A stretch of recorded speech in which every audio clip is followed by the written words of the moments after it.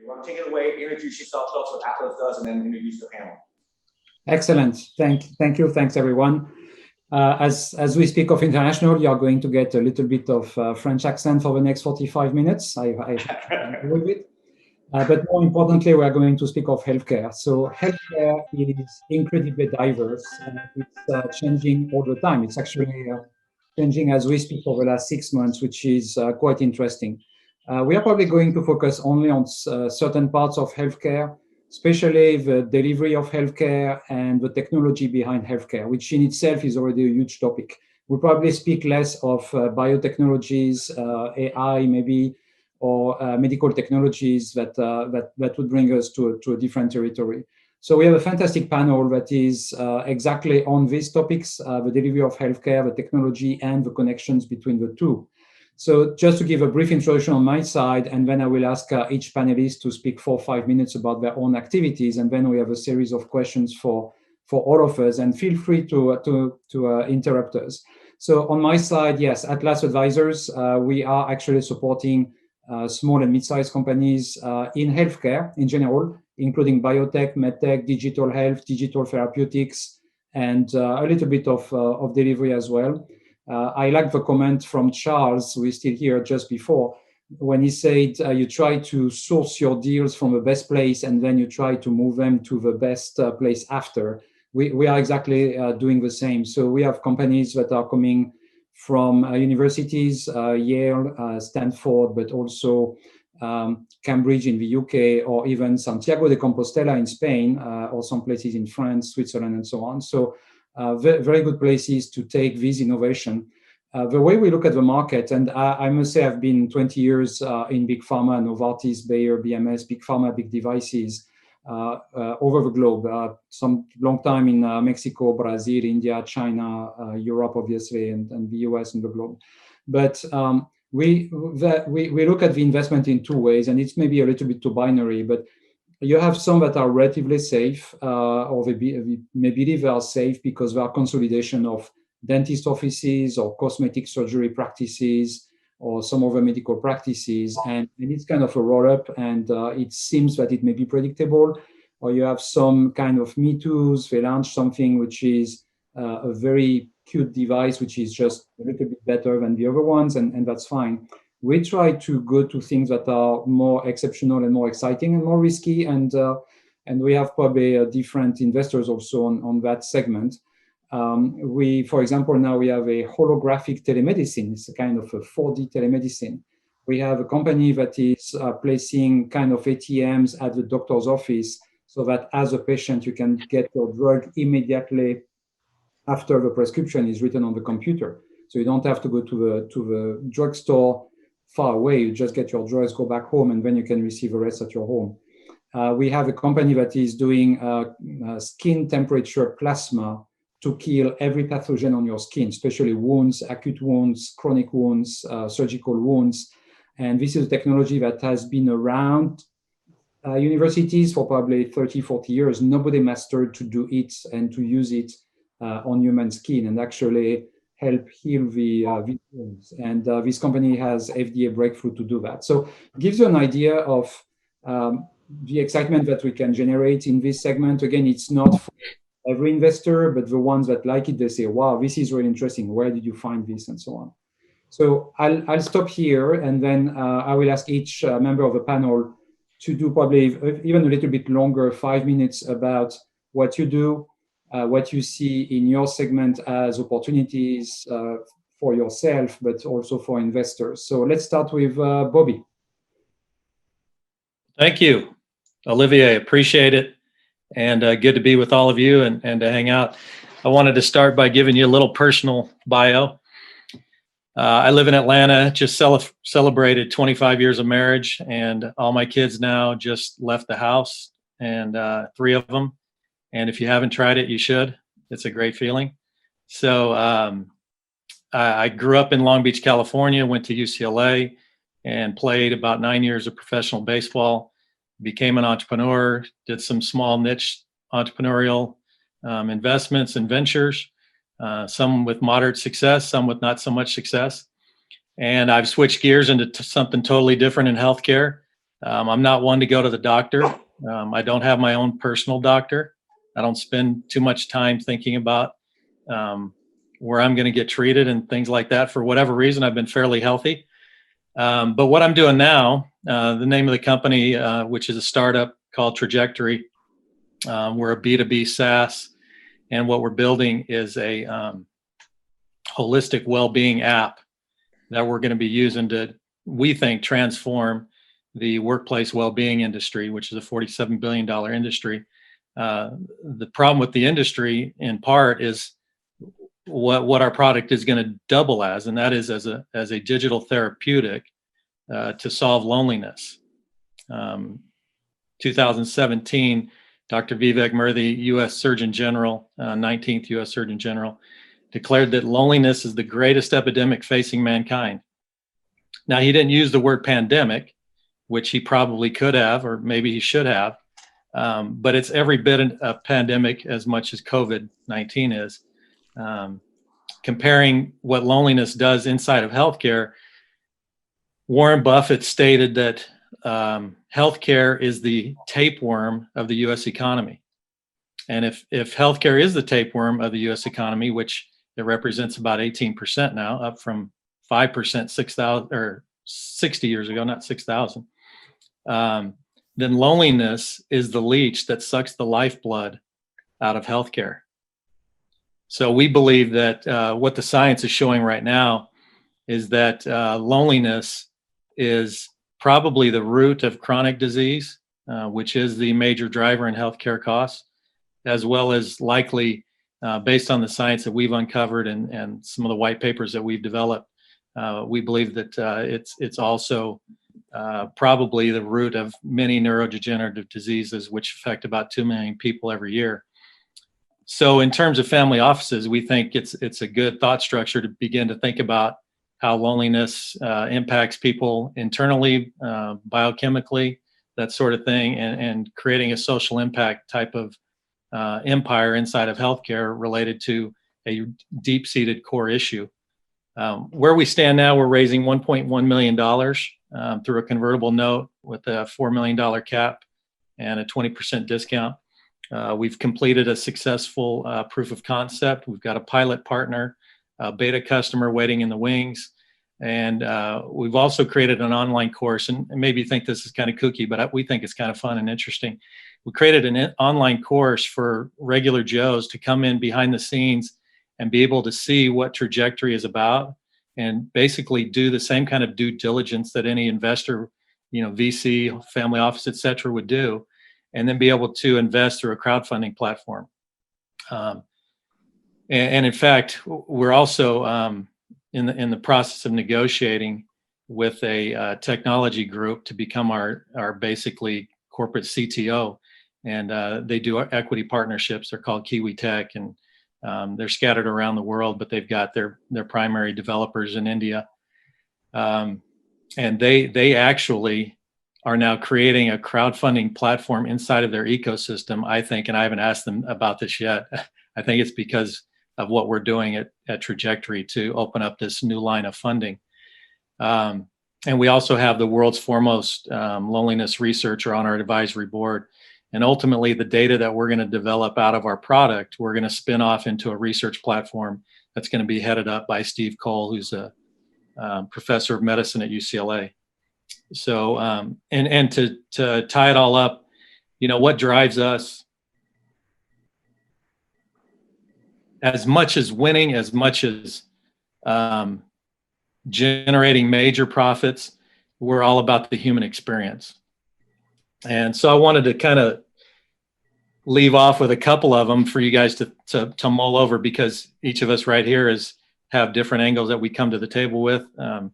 If loneliness is as big a deal as Cygnus says that it is, that most Americans are lonely, then many of us here are uncomfortable listening to me talk.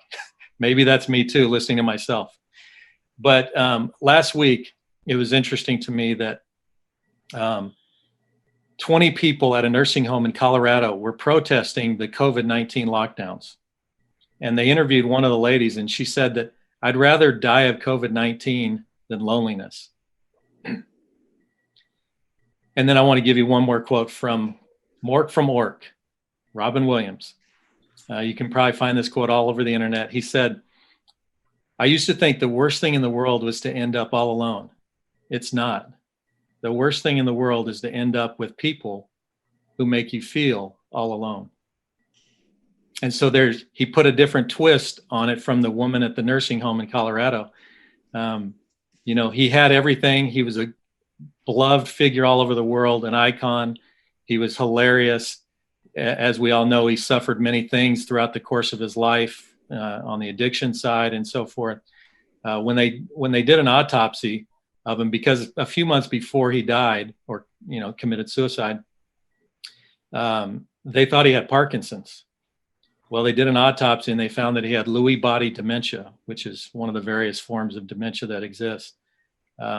And so we take a lot of these anecdotal stories and we apply them into how we're developing our technology. And hopefully some of you guys might want to jump on board and enjoy the ride with us. And thank you for letting me present. Can I just make an aside and tell you that the Robin Williams dementia is one of the worst types of dementia to have, by the way. It's really fast occurring. So, but anyway, keep on going. Next. There's a little blurb that came out the other day that dementia-related deaths are up 20% because of COVID, because of the loneliness. Mm-hmm. Wow. Exactly. So thanks, Bobby. I believe that you do something which is extraordinary. We come back to you, and I'll move to Ed and Steve. Just two quick comments or clarifications. One is digital therapeutics. I've been there for 3 years as president of a company, Dario Health.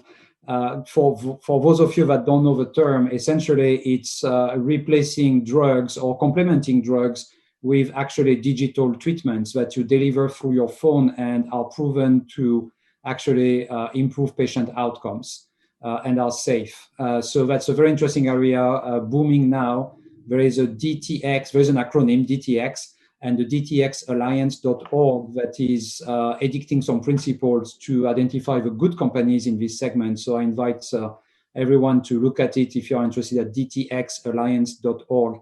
The other thing you mentioned, Bobby, that is close to my heart is the quadruple aim. I don't know if many of you use that, but in healthcare in general, we measure the quality of companies or their interest, and actually their clients measure their interest with a quadruple aim, which is how much do you improve the medical outcome for these patients? How much do you potentially reduce healthcare costs or the consequences of this disease on the long term? What is the patient experience and what is the physician experience? And Bobby, I think on your side, it's all of the above, but I like the way that you insisted on the patient experience. So from this technology side, Bobby, that you illustrate here, we'll move to Ed, who is on the delivery side mostly, and then Steve that puts the two together. Ed, please. Oh, thank you. My name's Ed Manthe. I'm with WMA Healthcare Partners, and I'm in Atlanta too. We're a 10-year-old firm that really is a specialty broker, M&A firm only in healthcare services. So we formed the company 10 years ago based on we were all owners and operators and sold companies successfully in healthcare and thought there was a real niche to provide some more personalized services to the lower market particularly. So what we do in general is we work in probably the majority transactions we've done over the years is in the post-acute care, hospice, home care, healthcare staffing, physician house call practices, anything that's really a healthcare services. But primarily, and with all the growth recently, the post-acute care has taken the majority of the type of transactions we've done. What we have found, and you're probably seeing a lot of the articles recently, is that the whole post-acute care market is really bursting out at the seams, even with what occurred, this year with COVID. It had pretty much shut down, we found in April, but in the last 30 days or so, we're probably more active than we've been in the last 2 years with transactions. Buyer activity, I would tell you, is as strong as I've seen. I've seen a number of new groups coming out that are, but we do a lot of transactions that are PE involved, more of add-on size, and then we do a lot with strategic buyers. But recently, we've seen a number of groups that are very interested in the home care businesses. They're going to start consolidation programs again. And then we see a tremendous interest in the healthcare staffing market, I think because of some of the publicity and what's going on with the COVID, that they've seen, the demand of what nursing staffing services can provide, where that demand is, the shortages are going to continue. So all of those have really, quite frankly, added up to right now, we think coming out the fourth quarter and going into next year could be our strongest ever. Where I told you 4 months ago, we thought we're in a great space. There's always demand, but there's just a lot of interest in all of these markets. I think, the home care people have seen some of the things on nursing homes and thought, there's the trend right now is they're going to try to keep, the elderly and others at home at any cost. So we see a lot of that. A lot of the work we deal with are regulatory driven, particularly Medicare home health, Medicaid home health, hospice. So that's a real niche, quite frankly. And we see most of the people that want to enter the markets, one of the qualifying things we work with owners or buyers is to make sure if they do not have the expertise, quite frankly, our recommendation is you need to get that expertise, particularly as it relates to government reimbursement issues. It's a very highly regulated, highly audited marketplace. And that trend is going to continue. So, we really prefer to work with folks that either know or have resources, or we can help them find the resources if they're going to purchase in that, because we think, quite frankly, to be successful in most of those markets, you're going to need that type of expertise from a clinical, from a reimbursement and a regulatory environment. So, we source the way I think they're talking earlier, the way a lot of people do. I will say we've been doing this 10 years. We're in these markets as an owner and running them. So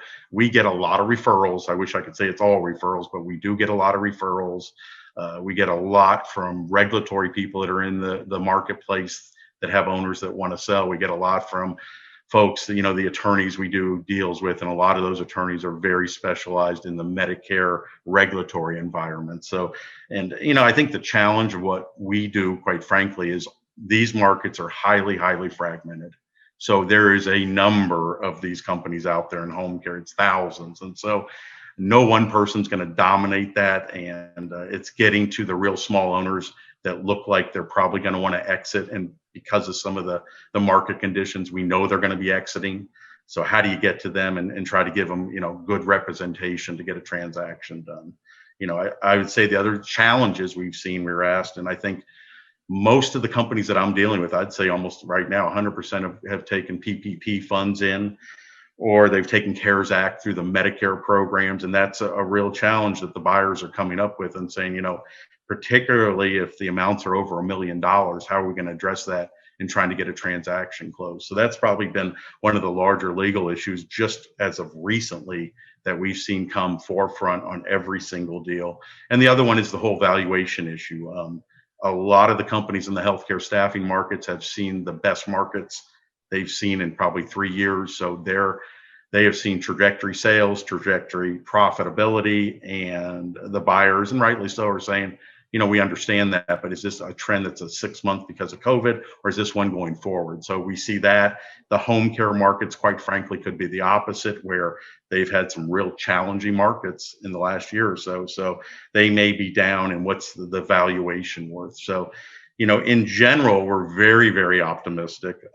I would say I get probably a number of calls every week now from buyers saying, I want to get in this market. Can you help me? Can we find them? And we do find them all the time. The challenges are the ones that they're looking for very large, EBITDA numbers, 2 million to 5 million. That's not really my market, quite frankly.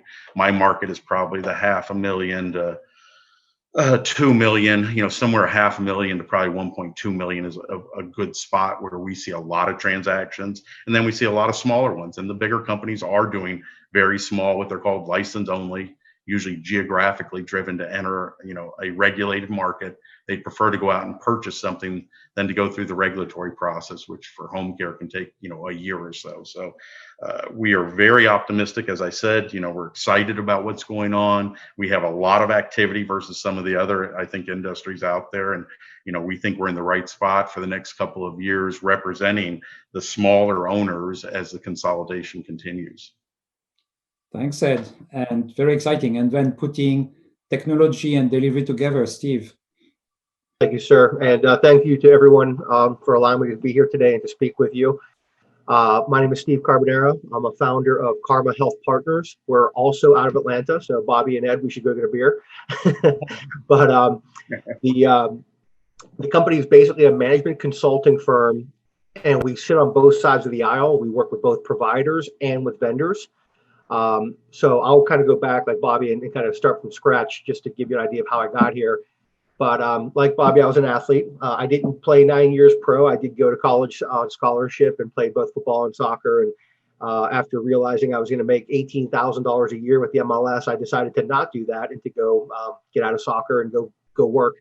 But what was interesting about my timing was that after college, I walked into the healthcare market right when EMR was becoming the big thing. So I was with one of the biggest companies at the time called Medic Computer Systems that was bought by Mysis Healthcare. I was there during that purchase, and I got hired, and then we launched the first ever point of care EMR system from Mysis.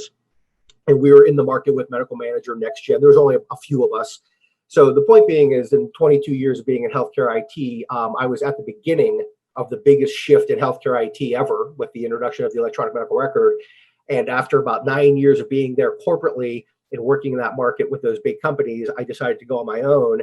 And since then, I have helped launch some of the companies that have introduced the next generation of innovation. So I got bored with the commodity discussion of EMR after 8-9 years. It was really just a commodity play. And I didn't like being part of that. Quite honestly, I like the enthusiasm of building companies and going out into the market, educating and discovering a buyer and educating that buyer and then bringing that product to market. So what I've done is over the last decade or so is help bring some of the first products that were like patient payment products or the patient check-in products at the counters of the clinics. All those types of technologies. I've worked with vendors who have done all of those different types of things. So I've probably consulted with about 3 or 4 dozen companies over the last couple of decades. And it's funny because I think Charles brought it up earlier when I first jumped on. As far as sourcing, that's one of the things that we do at Karma is we source for venture capital groups. I currently work with several different VCs. We work within their portfolio companies to help them develop those businesses, whichever way we can.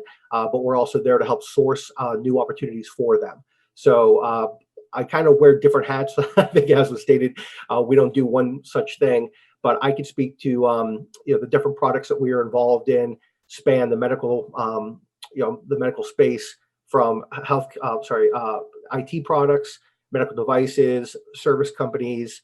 We don't do pharma. That's probably the one thing we really don't do a lot of, but we do have a partner that is very, very familiar with that space. He's my partner, Shahid Shah. So we can advise basically across the healthcare continuum. And again, our biggest focus is on working with both sides of the aisle, is making sure that we are helping to push digital transformation. We want the providers and the vendors that we're working with to basically share our goal, which is really uniting the two sides of the aisle to really change how healthcare is being delivered. And we're seeing, I think everyone's seeing it with COVID, we're seeing the acceleration of this conversation. What we thought might take 20 years might only take 5 to 7 years. That's our thesis. We think that what has occurred over the last 20 years with the electronic medical record conversion of the market, we believe will happen in the next 5 to 7 years, along the lines of what, I think, Bobby, what you talked about as well, behavioral health and emotional well-being and all these other things that are really coming to the forefront of the market. We're working on some of those projects as well. One being a company that we're helping to launch a management service organization. We're working with a doctor out of LA to create treatments for opioid addiction, mental health issues, anxiety, depression, alcohol and drug abuse. We think there's a lot of innovation that is being, quite honestly, unlocked at this time because of COVID. I mean, maybe just these types of meetings, people are sitting down, not being on the plane, 10 hours a week, getting more time to think through some of these things. I don't know, but we're seeing a ton of innovation coming to the table, and we're very excited about the next couple of years. Excellent. Thanks, Steve. So to your point and question to you, but also to Bobby and Ed, when technology is supporting existing practices, so instead of having rows of papers and folders with records, and you have EMRs, electronic medical records at the medical practice, the technology is serving the doctor. But when we started to speak of telehealth, telemedicine, and things have been not progressing very much until this year, or slowly, the fear was that doctors are going to push back. We don't want to be replaced by machines, by AI, and so on. And the reality is, as COVID struck, the telemedicine went up like 5,000% and then went down a little bit. And we start hearing doctors that say, actually, I love it because I don't lose so much time, because I'm face to face and I'm not distracted. I have actually to speak to this patient and I think I have a better connection. So how do you see, all of you and Steve, to start with this paradigm that doctors may have feel threatened, but actually they start to embrace this technology? Yeah, so it's and speaking from the point of view of the investor. I think this is very exciting for for all of you, and the reason why is because doctors are not threatened by technology. They're some of the most innovative people in the world, right? They are always looking for the next big thing. I mean, they're cutting body parts open and taking things out and putting it back together again. These guys know innovation. They're not scared. The problem, to what you just said, is the government wasn't paying. Telehealth has been around for 7, 8, 9 years. I've been selling it for a long time. It just doesn't work because you can't get paid. So the reimbursement models, again, the administration, I won't say any names, but the administration said, hey, we're paying for everything. Everything's paid for. Well, then you have in 1 week, and this is one of the things we talk about as a thesis for Karma, is that we peeled back the onion. And what we did, we showed that all these things that didn't work, they work fine. And we went from zero. Well, the national average before COVID, I think, was about 3 or 4% of all visits were telehealth driven. Then they went up to 80% because you still had 20% of the patients who had to come into the office, like, pregnant ladies and such that needed to be face to face with a doctor. But, 80% or so was done online in a week. It took 1 week to turn that on. And it was as soon as the hospitals and health systems knew that they were going to get paid for it, they did it no problem. What's interesting, and this actually is something that we thought was odd. In my conversations, I've actually interviewed probably 30 or 40 different operators, people that drive the operations for big organizations like Tenet and big, Steward Health, big health systems, as well as the little mom and pop, 20 doctor groups, whatever. And what we've seen is that we believe that the patient would see this shift to telehealth and then demand it and never want to come back.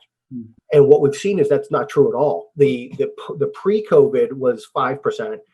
COVID was 80%, and now we're back down to probably about 10, maybe 15%. It did not go to 50 or 60 like we thought. So this is where the opportunity is. There are so many companies right now that can jump into this market. And again, you're competing with Zoom and all the big names people think, but it's wrapping services and wrapping other deliverables around that telehealth visit. That's what we're seeing. We're working a lot with companies doing remote patient monitoring and chronic care management, and those types of things, require telehealth or some type of remote connection. So, we think that the COVID situation will drive all of this toward the betterment of the investor and the companies being developed. We really do, and we think there's too much. I think it was the comment that Ed made that there's a lot of small players. That's just the case with healthcare. It's not just in the staffing and the service. There's so many small providers doing everything that even if a Zoom comes in and does a lot of stuff like Epic, there's still 1,000 companies out there doing EMR that Epic supposedly dominates. Yeah. There's still 1,000 companies making millions of dollars. So we think there's a lot of room for growth here. And again, we're excited with the companies we're working with. Hi guys, this is Marty, and I hate to jump in, but unfortunately we have very little time left for this panel because of hard stops. But I had a couple of questions I want to ask you. In 30 seconds or less, if you can talk about Atlanta as a place for healthcare deals, that would be great, number one. The second one I have is for Bobby Holly, which is that, longevity investing is a big deal. It's really big in Silicon Valley. I mean, obviously Peter Thiel's put a ton of money into longevity investing, but if you're investing on longevity, what's the purpose? Because it's kind of hard to make friends when you're 95 years old. So maybe you can talk a little bit, address that a little bit from, on one side, you're investing in living longer. On the other side, maybe you're going to live longer, lonelier. I have a third question. I'm going to get to that later. So why don't you guys talk about Atlanta for deal sourcing? Yeah, let's start with Atlanta. Steve and Ed. Oh, so, okay. I would just say I actually participated at Georgia Tech's ATDC, their incubator. Another one called Neuro Link, that was another incubator here in Atlanta. So I've in Atlanta Tech ventures. So I've been working with the accelerators and incubators in town for years. We've just seen a tremendous amount of flow. I mean, there's hundreds of companies coming through each one of them. I've mentored several years into each one of them. So I think the success that I've seen, quite honestly, I think there's been success out of every single one of them. So I think that alone, incubator accelerators are a good source for you guys to look at. But there are a lot of other companies here in town that are happening, that are getting big money from friends and family rounds, and then going straight to the venture capital. So there probably is a good opportunity for the family offices here in Atlanta. I mean, I've only worked with a few in helping source early stage funds, but we do work with primarily seed stage companies. So most of the money that we're seeing is again VC in the early rounds. So you guys. Ed, what do you think? Bobby, do you want to address the question about longevity and loneliness? Yeah, so Cigna's research study in 2018 showed that the fastest growing demographic for loneliness is 18 to 24. Wow. So stereotypically, that woman who I mentioned, in Colorado, she's the one that we look at as the person who's lonely because she's lost her husband, her family's distributed all over the world, et cetera, et cetera. But that's not necessarily the case. So our play is, we're okay with people living long, but our play is far less about people living long or longer than it is about the quality of living. Got you. And I think quality of living really matters. And I think this whole issue with social media, I don't want to sound like Trump, but maybe it's anti-social media. I don't know. But Olivier, I had a question for you, which is that, and I'm not sure if you're the one who brought it up, but protocols over pharma. I think we were talking about for Alzheimer's treatments. Obviously, there's a Dale Bredesen in Los Angeles, has done a lot of work. Bredesen, maybe, he's the head of neurology at UCLA. He's written a book on the end of Alzheimer's. Talks about how he developed, 107 protocols for handling early stage Alzheimer's. But there's ways to get out of it without necessarily having to take a whole bunch of meds, et cetera. Olivier, was that your topic? Because somebody had talked about protocols, and I'm trying to get that person to speak. Yeah, and you speak of a difficult area, which is Alzheimer. A big concern for obviously every one of us on this call. There are difficulties today to diagnose Alzheimer, and it's almost impossible to treat it. You may slow down a little bit its progression. So there are actually a protocol for these three categories. For diagnosis, today, the only real diagnosis is postmortem, which nobody wants to go through. And there are some new companies. We helped one actually in New York, a spin-off of Hopkins, that is having a skin biopsy actually, and from the cells in the skin, they manage to identify the risk and the progression of Alzheimer. And there are one or two tests that are coming this way. Very important because Alzheimer is confused with other types of dementia, and they should be treated differently. So that's one area with protocols. The second one is how do you slow down the progression of a disease? We are back to Bobby and to actually digital therapeutics. There are many ways, and they start to be more and more organized to actually stimulate the brain and keep it healthy and going, that somewhat slow down the progression of a disease. And this goes also still digital therapeutics with healthier nutrition and healthier exercise that you can help this way. Unfortunately, the third one, which is a protocol for treatments, they are known today. And I would caution everyone, if you see a biotech that says I'm curing Alzheimer, look twice. 99.9% of everything has failed so far. We see still a lot of them. Some may be good, and we wish for everybody that one of them or two or many will be good, but there have been many dead ends, and some creativity is needed. And some new companies are coming quite creative, and this will create new protocol for treatments. Great. So my final question is this. So we do a lot of stuff in Silicon Valley. I've been going out there since I graduated from Wharton, working with different firms. And what's really interesting is that tech people in Silicon Valley have a different energy than healthcare people in Silicon Valley or in the world, because the timeframes are much shorter. And I think we've had this injection of tech into healthcare, and it seems like timeframes are accelerating.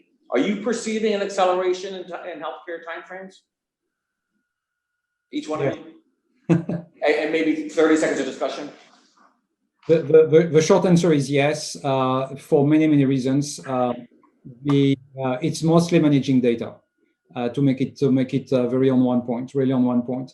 So we can now look at, first of all, clinical trials remotely, digital clinical trial, which have been forced by COVID. They were coming, but came a big time. So a lot of opportunities to invest in these companies in remote or decentralized or digital clinical trial. They collect a lot of data. Digital therapeutics like Bobby are collecting data on dozens and hundreds of thousands of people. Obviously, it has to be protected and private, but you can derive a lot of super interesting information. At Dario, we looked at how people use insulin and what's the impact on their health, and the same insulin on different people has so many different effects, but it's actually fascinating and very useful to the industry.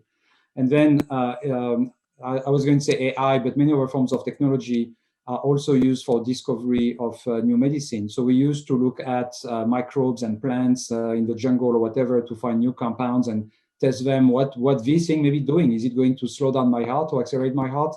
Now you can design in silico, we call it, a new drug that is going to have a very specific effect because it's going to act on a very specific receptor, and it's all designed by computers. So this is all of this is converging to accelerate.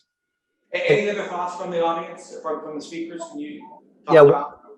Okay, Marty, one quick comment, and it's again kind of going back to the sports discussion.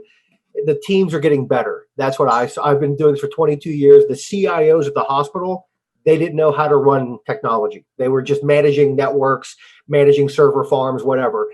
The level of talent at the C-suite level in the hospital, in the health system, is night and day from my point of view, 5, 6, 7 years ago.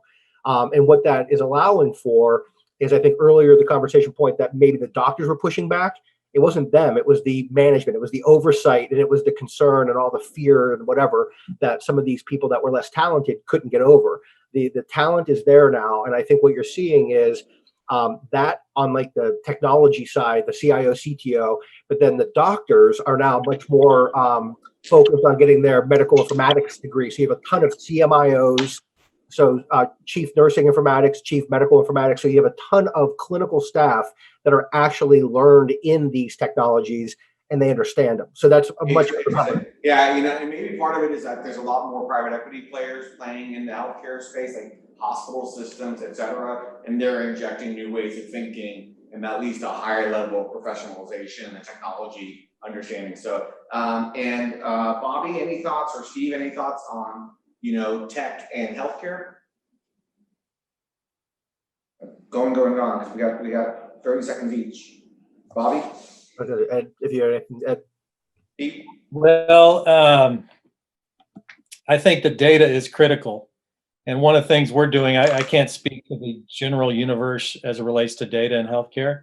Obviously, it's a big deal. One of the ways that we're leveraging the data that we're going to produce from the employees that are our users is we're going to leverage an additional platform so that all that data is accessible to social scientists around the world. So there are roughly 3 million of them around the world, and it's not even in our business plan, but eventually we're going to leverage some sort of a membership, $1,000 a year or whatever it is, to give them access to the data so that they can produce their own experiments on their own time. See, in our world, in healthcare, there's so much to deal with clinical trials. It takes too long, right? You need to get to tech rather than to clinical trials. And so, right now in terms of loneliness, there's clinical trials type stuff, and then there's nonprofits. There's no for-profits. We likely are the only for-profit entity in the world related to loneliness. So, because we're revolving our product around the data, and we're making that data. We're not like Facebook where we're going to keep the data and leverage it for our own, kingdom. Let's say we've got our own specific data sets that we need, but we're also going to be producing that data for others to use so that they can speed along their clinical trials and surveys and such. So Perfect. Ed, any thoughts? Ed Manthey? You there? Yeah, I'd say just an example is the home care market where that was required, where every nurse now in general goes out into the home. They have a handheld. They're all doing the EMRs where years ago none of them did. It was quite a training curve, quite frankly, but now you'll see the quality is up, the ability to manage productivity. All across the board, once that requirement went in place, there's been very, very positive outcomes. However, the nursing workforce, which in home care tends to sometimes be a little bit older than the regular nursing workforce, that was a real challenge for companies. And I would say getting over that doctor visits have training. changed dramatically over the years, whereas, having been on the inside, so I know a lot of doctors, when they used to take notes, it was painful for them to write their notes up. And today, my doctor walks in, they've got a laptop, and they actually are asking you a questionnaire and making notations, collecting data. So I think it's really changed from a data collection, in terms of, you can actually see a trend in things over time, which I think is fantastic. So great job, guys. I'm sorry we didn't have more time, but thanks anyway. We love hearing about what's going on in Atlanta and other places, and obviously there's a lot of breakthrough stuff happening in healthcare today. So thanks.